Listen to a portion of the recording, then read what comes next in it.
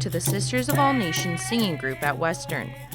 They sing to keep their culture alive, but sometimes they sing to honor missing and murdered Indigenous women. Some of the members participated in a protest last Friday alongside Wellington Road.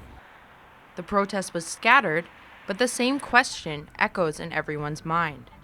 Why can a little girl get stolen, but yet a Native woman can get killed and she won't found for 15 years later? Why? Why does that happen? Why does the government look at us as a shadow? They're so often seen, but never listened to.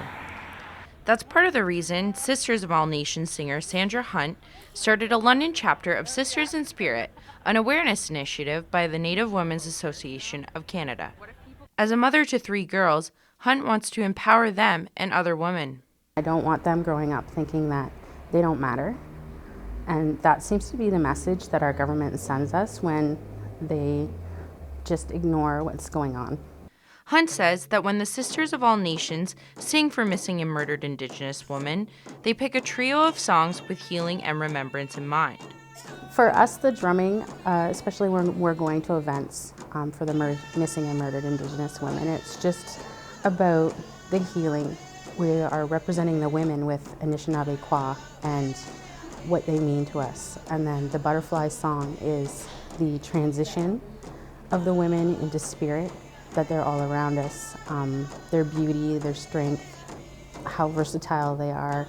And the warrior song sort of represented how we'd like them to be seen as warriors, not as victims.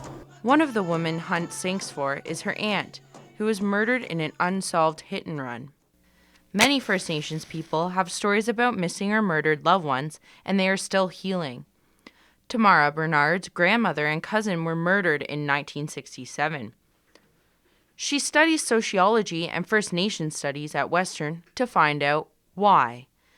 It's been 5 years since her first controversial art show to raise awareness about First Nations issues.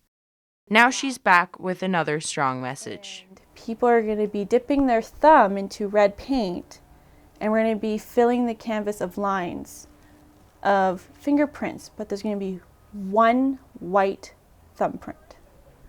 And that's going to symbolize on the canvas how the red fingerprints of every missing or murdered Indigenous woman is not seen, but that one thumbprint.